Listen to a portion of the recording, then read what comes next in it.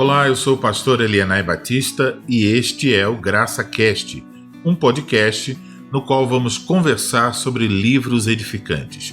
Esse podcast é uma parceria entre o site Toda Escritura e o projeto Filhas da Graça.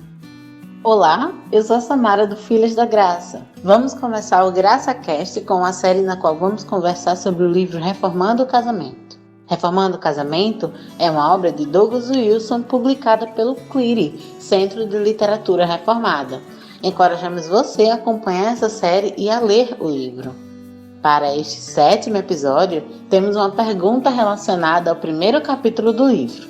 Pastor Elianai, o livro fala de 2 termos que Adão usou para se referir à sua mulher, Isha e Havá. Pode falar mais sobre isso e que aplicação podemos fazer desse conhecimento? Olha, é bom percebermos, como as coisas aconteceram lá no registro de Gênesis capítulo 2, como primeiro Deus deu ao homem a responsabilidade de nomear os animais. Então isso implicava no papel do homem. Ele foi criado primeiro e ele deveria então dar nome aos animais. Então isso é um primeiro ponto a se destacar. Depois observamos que isso teve um resultado, é um meio através do qual Adão pôde perceber que não havia ninguém idôneo a ele, ninguém igual a ele. Então se ele pensasse em termos do Senhor Deus, era alguém que estava acima dele. E se ele pensava em termos dos animais, eram seres que estavam abaixo dele. Não tinha ninguém que pudesse estar junto com ele, que fosse igual a ele. Então, Deus realizou aquela primeira cirurgia, tirando do lado de Adão, de sua costela, e formando a primeira mulher, foi Eva.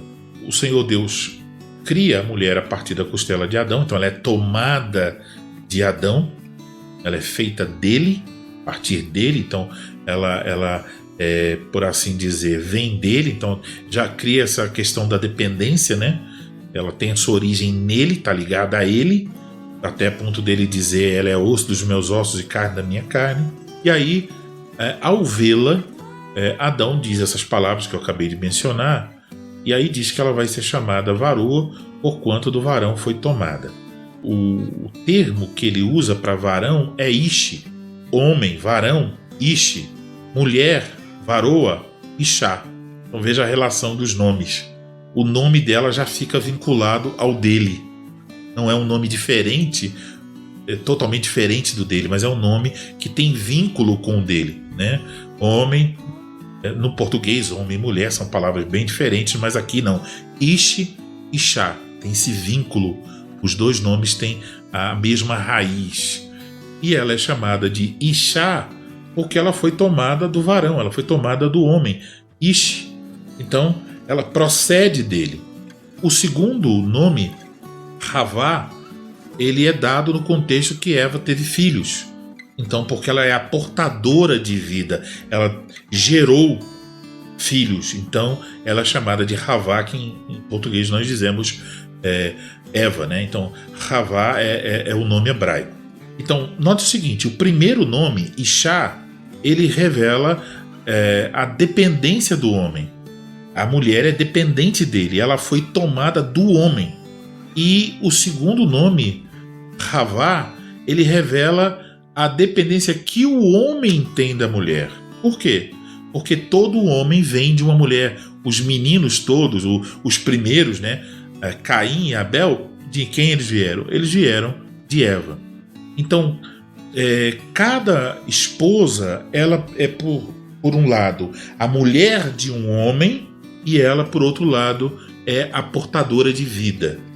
Então Paulo vai mencionar isso, como Douglas Wilson cita, 1 Coríntios 11, versículos 11 e 12. Eu acho até que vale a pena darmos uma olhada nessa passagem. Então 1 Coríntios 11 diz assim, versículo 11: No Senhor, todavia, nem a mulher é independente do homem, nem o homem independente da mulher. Porque como provém a mulher do homem, assim também o homem é nascido de mulher, e tudo vem de Deus. Então, os dois nomes lá, né, Isha, Ravá, eles apontam para essa interdependência. O homem, a mulher dependente do homem e o homem dependente da mulher. Então veja que da perspectiva bíblica, toda essa ideia de independência, seja de quem quer que seja, né, ela não cola, porque a Bíblia nos coloca em relação de dependência uns dos outros. Então esses dois nomes servem como paradigma para todas as mulheres. Apontam como implicação que a mulher que não tem o dom para ser solteira, então aqui eu preciso colocar esse parênteses, né? Algumas mulheres e homens também não são chamados ao casamento. Isso é geralmente a exceção. Por via de regra, todos nós nos casamos, mas há algumas pessoas que Deus chamou para que eles permaneçam solteiros por toda a vida, porque provavelmente Deus quer usá-los de outras maneiras. Quando uma mulher não tem a vocação para ser solteira, Deus a chamou para casar-se, então ela se tornará a esposa de um homem, a mulher de um homem.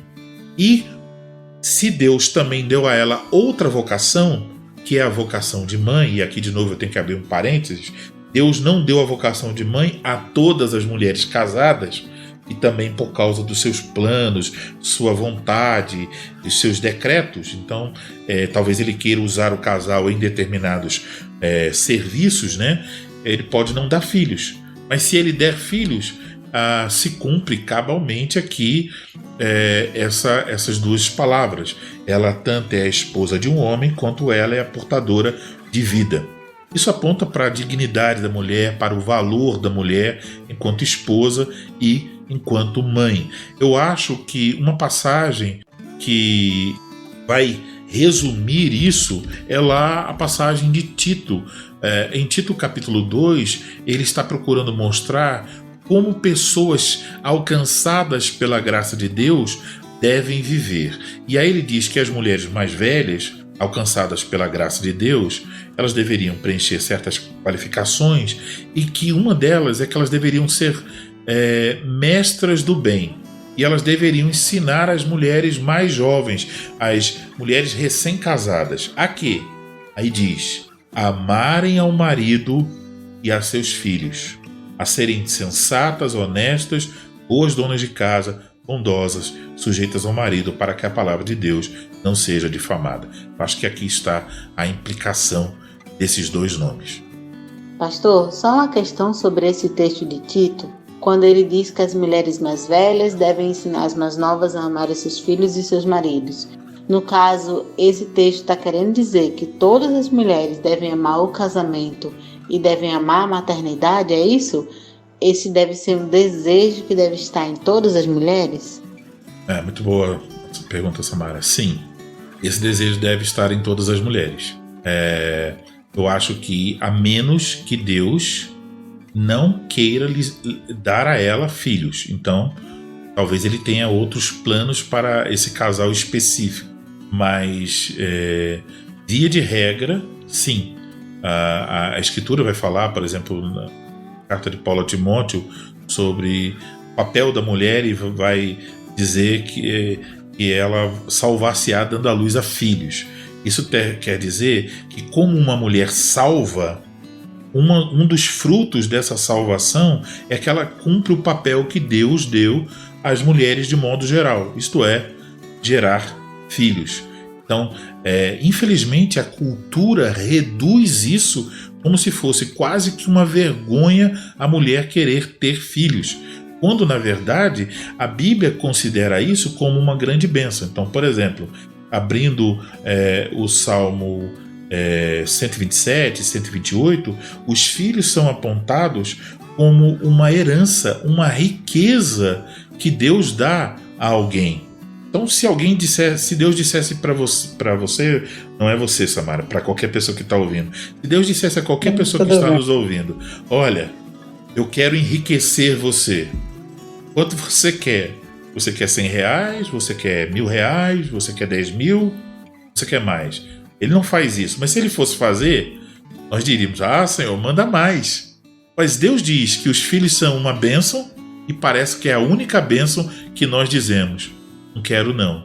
E dizemos isso não por causa do que a Bíblia ensina. Dizemos isso porque estamos contaminados com um mundanismo que rejeita os filhos, que considera que os filhos vão atrapalhar a nossa felicidade, quando é o contrário. Deus nos dá a desfrutar da alegria de ter filhos. Encerramos assim o 7º episódio do GraçaCast. Permitindo o Senhor, em breve postaremos o 8º episódio. Pedimos que, se esse episódio foi edificante para você, que você o compartilhe e deixe um comentário. Até o próximo!